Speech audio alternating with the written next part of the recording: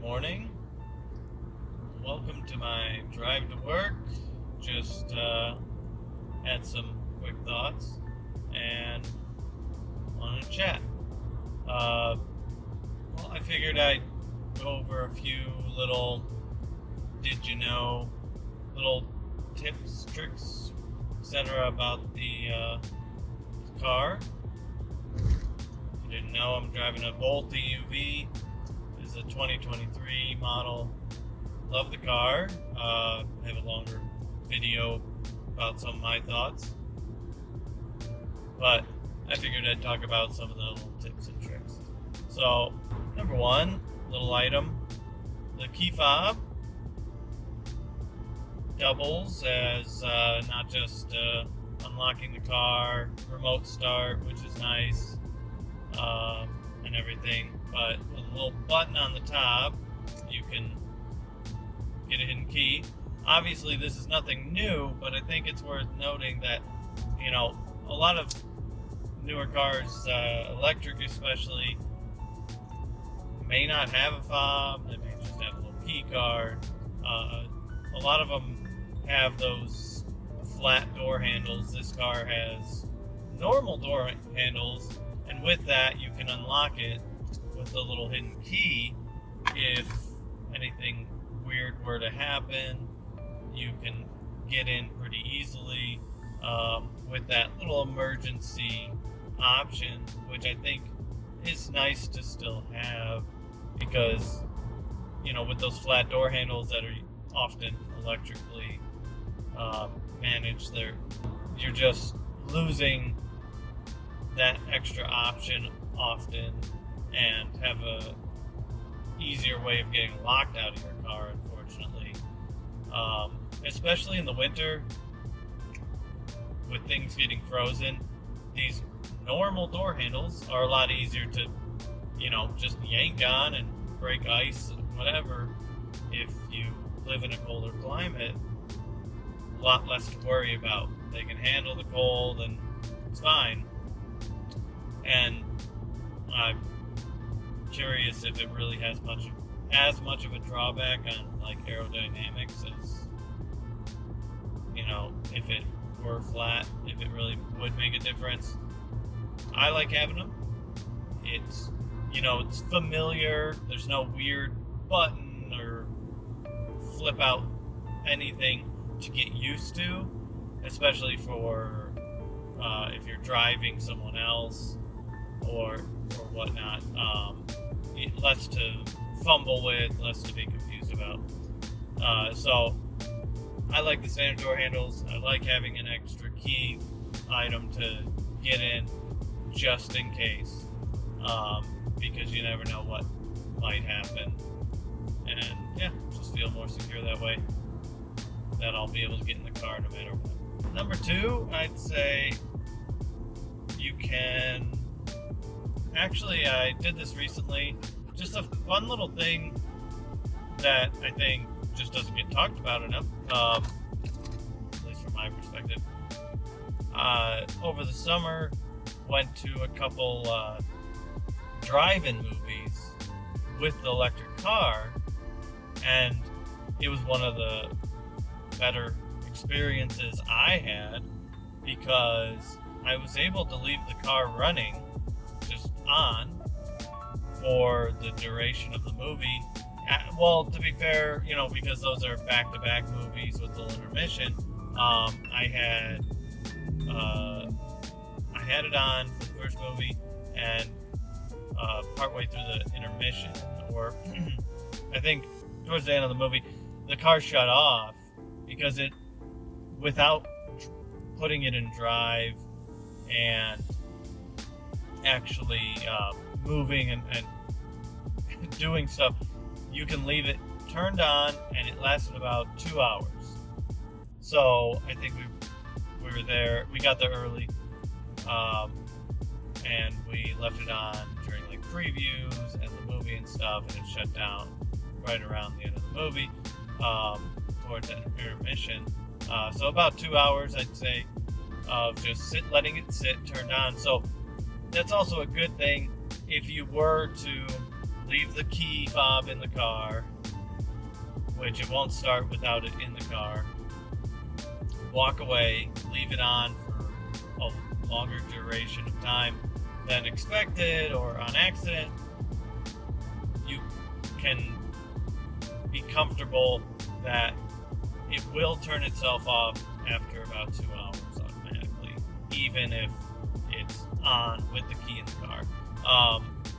And the other thing about that is, at the theater, it's silent, even while running, so can easily get AC if it's hot during the summer at a drive-in, and leave that on, be nice and comfortable, have the radio on and all that for the movie and everything, and just turn off the lights, of course, turn down the dash lights easily, but it was a great experience, really comfortable, and it was silent, but it was on. No gas having to worry about, no having to rig things up to keep the car running and worrying about the battery, being on for that. And because we weren't driving, it didn't really waste much electricity at all, and there was still almost pretty much the same amount of mileage left, or battery left. It was a nice experience and a great way to use an electric car if you like movies, you like going to drive-ins. If you got one by you, it's definitely the better option in my opinion. One odd thing, actually, if you're one to use the car for navigation and everything, and connect your phone, which it has great ability to plug in, or what I tend to use is wirelessly connect Android Auto and CarPlay. Works great. Easy to use, simple setup, connects automatically when you start the car. But if you're using the car a lot and you want to check the outside temperature because you're curious for whatever reason, and might just want to check it on your drive if it's gotten a lot hotter or colder as you've been going along, whatever the case, it's easy to see on the main menu. It's down by the clock on the main screen, but when you're in your phone or navigation, you can't see it. There's no weather temperature anymore, and you have to get out, check it, and get back in. But one thing I wish they would do in a software update, should be simple, is just have a copied version of an extra view of the temperature onto secondary display. Sorry, because they have the clock on the main one, they have a clock on the secondary one. Just put the temperature next to the clock on the secondary one as well.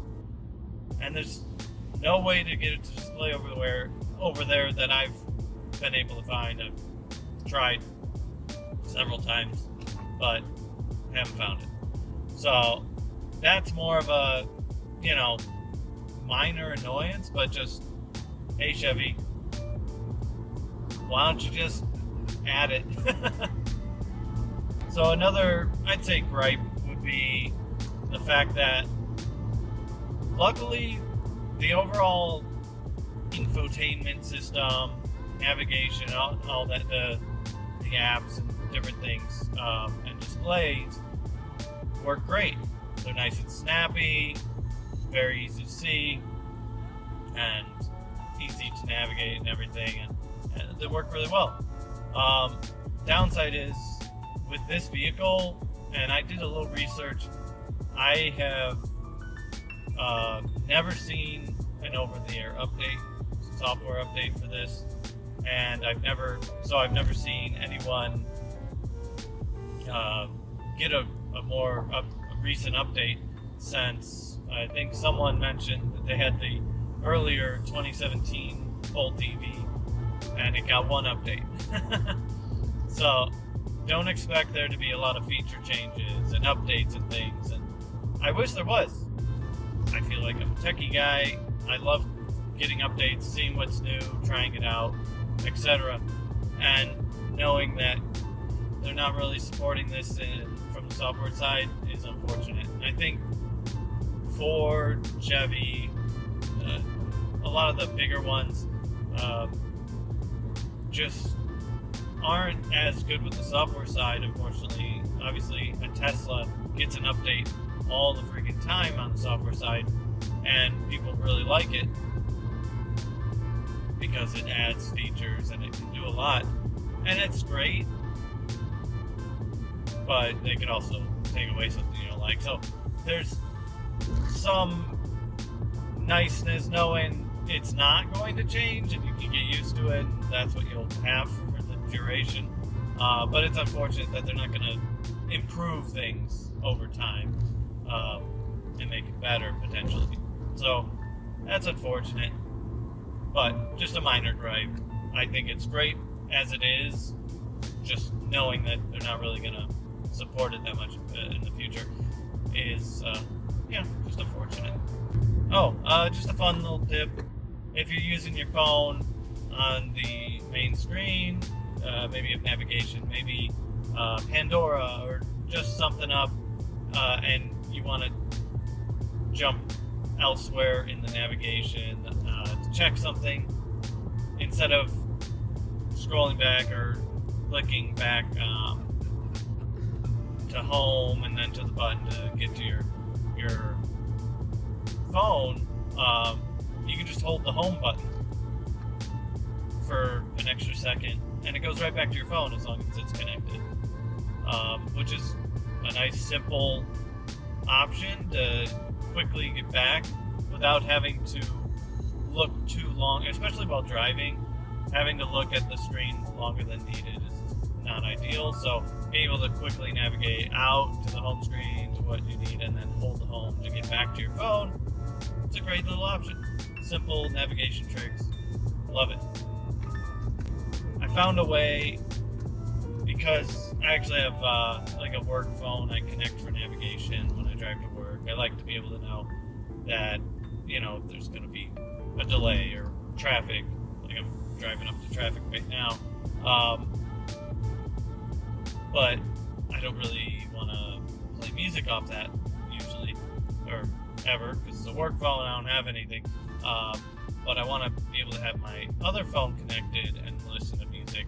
So you can't have both phones. Like I have an Android for work and iPhone personal, and when I want to connect the iPhone while the navigation on the Android's going, it just switches to CarPlay and Android Auto disconnects.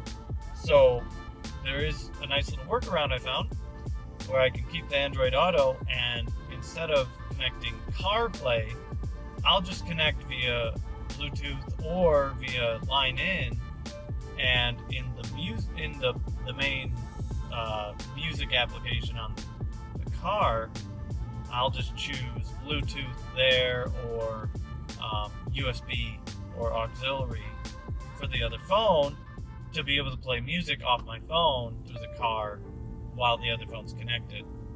Works great. Simple option, just a secondary thing instead of utilizing CarPlay. You can just do it that way, so you technically have both phones connected doing different things. So, a small thing, but nice, and just figured I'd mention. So, yeah, I just had a few quick things. Figured I'd share it with the world, and hopefully it helps you if you're driving a car, a Bolt EUV, a Bolt EV, or likely other Chevys in the future.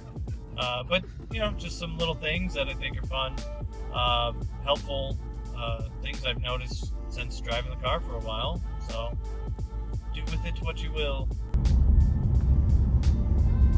So while driving, I was thinking, and I figured I'd add a little bonus tip I have the Chevy EUV Premium.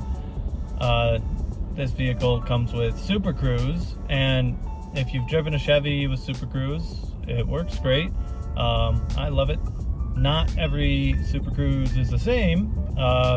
Most of them, or sorry, some of them on the higher end, I should say, gives you the option to flip on the turn signal and change lanes automatically for you, and continue with the Super Cruise. What's still nice about this one, even though it doesn't allow the lane change, you can put on your signal safely, grab the wheel, change the lane, and as long as you're centered in the lane, it'll pick back up automatically. And I don't think that's really been talked about much, because it still works that way. Even with manual input, you don't have to disengage and re-engage the Super Cruise yourself. If you change lanes while it's on, the light will turn blue when you take over, and as soon as it sees the lines, after like a second or two in the new lane, it'll just pick right back up. And I think that's worth noting, that you still have a similar enough feature that it's not doing it for you, but robots aren't the best to trust right now still. So I think having some manual input with a lane change, but still having the Super Cruise keep you in the lane automatically, is a nice blending hybrid option, I guess. And I think just from experience, it works great. You know, if I'm changing lanes while it's on, it picks right back up fairly quickly. And also, just if you're driving and you see it's about to hit a pothole because it's not paying attention to potholes or something in the road, you can quickly take over, and it'll blink blue for a sec and then take back over, and turn green once it sees the lines. As long as you're not going out of the lines, it'll work fine. So yeah, just a little bonus tip. So thanks again. Have a good one. If there's any fun tips and tricks I haven't mentioned, feel free to leave a comment. Like, subscribe, stick around. Happy to answer questions if you got them as well, and I'll be trying to make more little things like this, tips and tricks in the future. Let me know what you think. All right.